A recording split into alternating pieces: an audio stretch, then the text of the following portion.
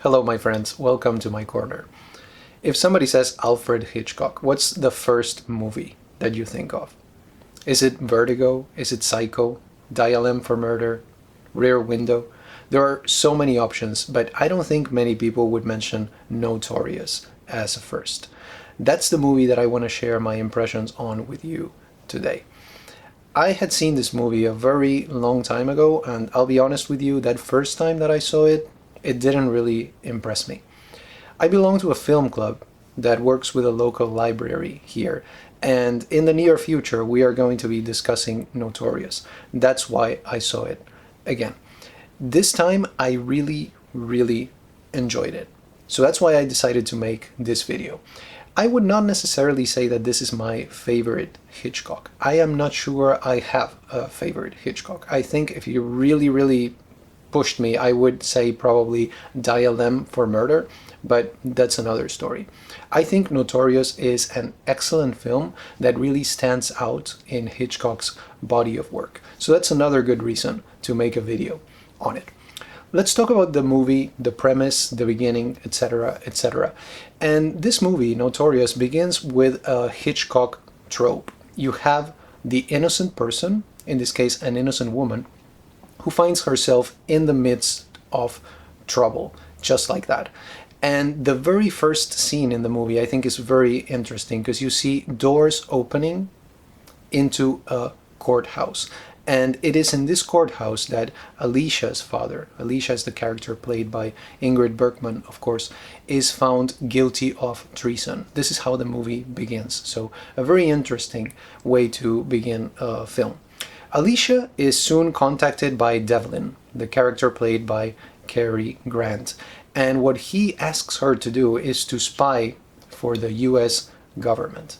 So in a way, what she has to do, or what she could do through this spying, is to atone for her father's sins. So we have a very good situation here, a very good, premise for Hitchcock.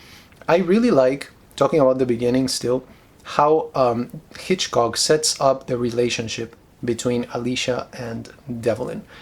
The first connection that they have is when she is driving drunk. This is very reckless driving, right?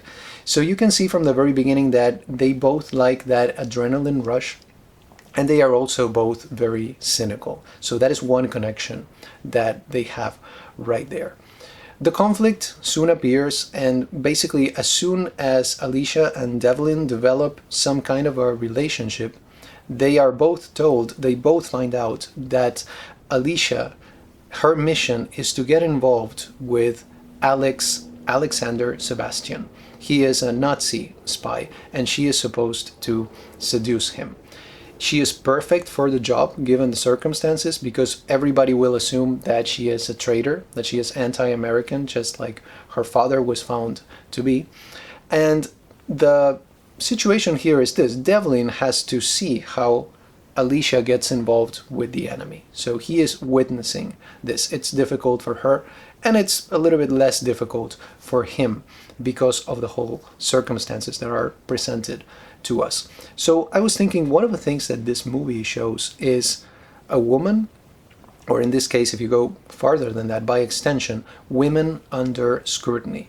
Because Alicia is watched by Devlin and also by Alex.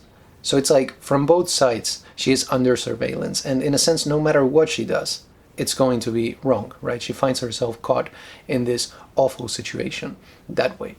Hitchcock said that the topic, the theme of Notorious, is the old conflict between love and duty. So that's, the view of this movie from the director himself. And I'm going to share a few ideas about different aspects of the movie that I thought were interesting. One aspect that I think the movie nails is sarcasm. The sarcasm is just great. And as an example, I would cite those scenes after Alicia gets involved with Alex, where she has conversations with Dev. This happens quite a few times, so look out for those scenes. The sarcasm in those scenes is just amazing. It's the literal definition of sarcasm right there, and I think it's one of the reasons why the two actors are so good in this movie. The dialogue between them is just perfect. Of course, if you talk about Hitchcock, you also have to look at symbolism. And I want to give you as an example, of course, the key. Okay? There's a key symbol right here. It's not the MacGuffin, okay? As you know, in Hitchcock's movies, you always have that MacGuffin, as he called it. That would be the wine bottle, okay? But in this case, I want to discuss the key a little bit. And the good thing about this symbol is that it gives depth to the movie because it ties it directly to a famous folktale.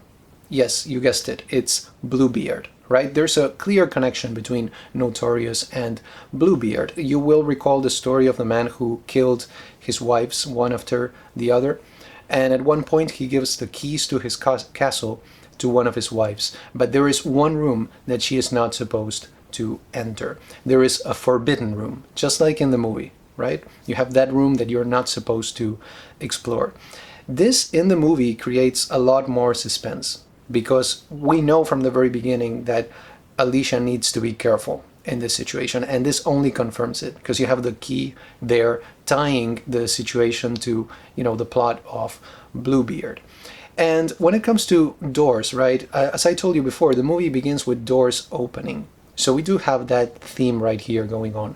Doors opening at the beginning, the door that you're not supposed to open, etc., etc. The movie also has interesting comments on the road that leads to love, right? Because that is basically what's going on here between these two characters. Think about this. If Dev had said to Alicia, I love you, there would be no movie. There would have been no movie, right? Because that's all that she was waiting for him to stop her. But he didn't do that. And as a result, we have this whole chain of events. We have basically here the story about something that was not said. A whole story that is the result of indecision, of hesitation, if you will. One of the many morals then to this story is this.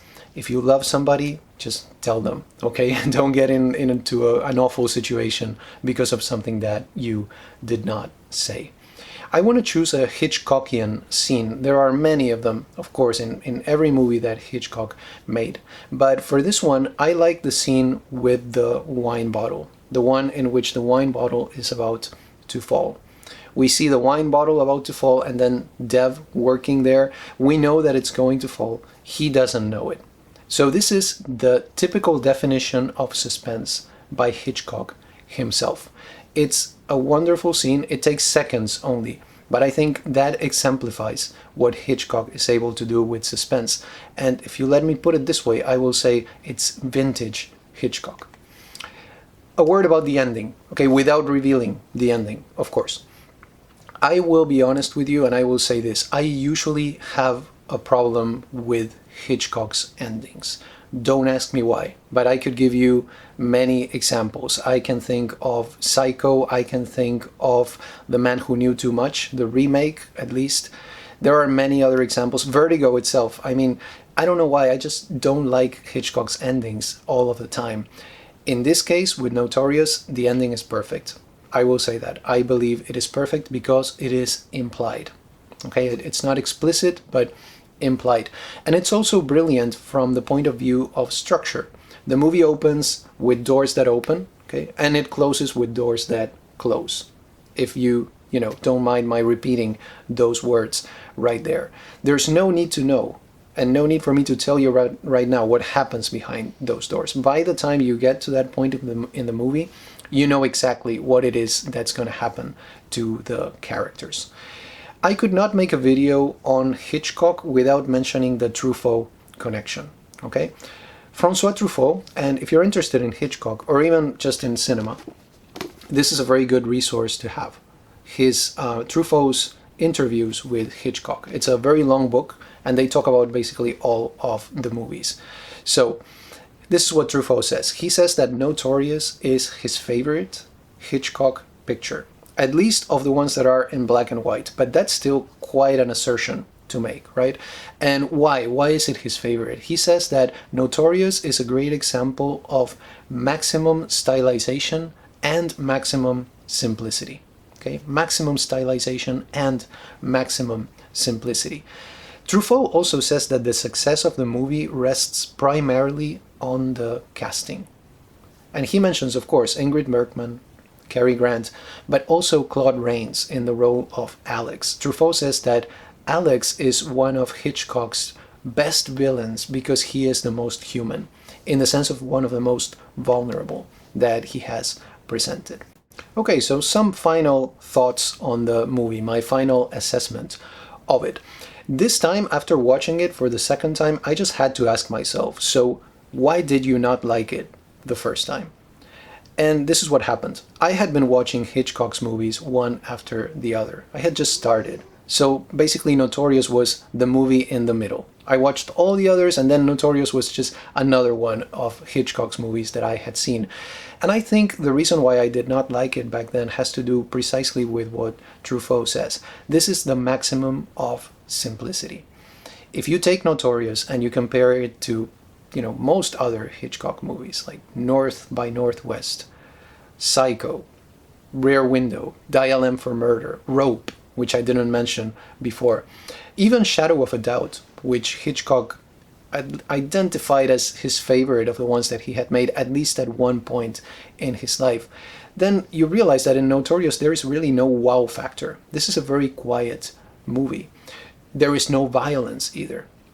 The weapon here is poison, so there is no graphic violence at all. And that is precisely why Notorious stands out. I think it's a movie that if I had to describe it, I would say it's quietly compelling. So maximum of simplicity, as Truffaut said, quietly compelling.